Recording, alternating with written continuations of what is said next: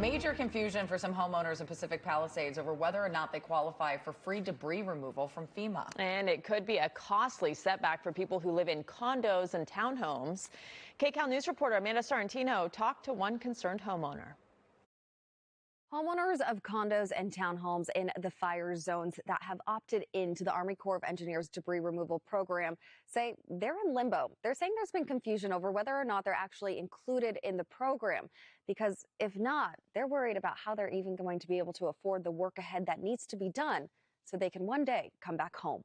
Our 6 units that are all have shared walls. They're 3-story condos. This was Mark Smith's Pacific Palisades home, one of 71 condos in this complex. The EPA has completed phase 1 of hazardous waste removal, but now Smith and the other condo owners have been stuck on how to tackle phase 2. We thought we were included in the program because there was a lot of miscommunication. Smith and his neighbors are still waiting to find out if they qualify for the U.S. Army Corps of Engineers debris removal program provided by FEMA, which comes at no cost to the homeowners or their insurers. On essentially a technicality that because we're deemed commercial, we're actually underfunded, underinsured, and this is going to be, it's going to be absolutely devastating financially to a lot of homeowners. The HOA's insurance was dropped last year, forcing the community to be insured by the California Fair Plan, leaving them with little help financially in this rebuild process. We anticipate that it's going to be about $50,000 per unit. These homeowners now relying on their taxpayer-funded organizations like FEMA to pull through for them. And typically the condo or the association that manages the condo would be responsible for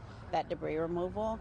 There are also some properties that are actually privately owned and are being run as businesses.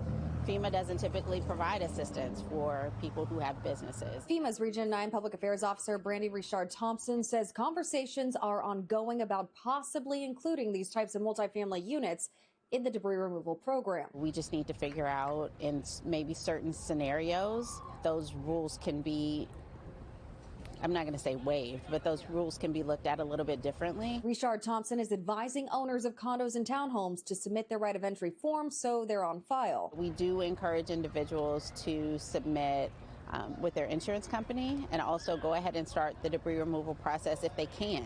That's a lot of money though. Yes, so, it is. I mean, telling people that, hey, you might be included in the program, but keep moving forward.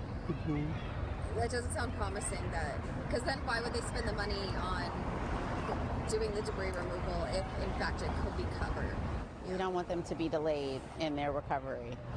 But if you don't want them to be delayed, why not just include them in the process that's ongoing right now with phase 2?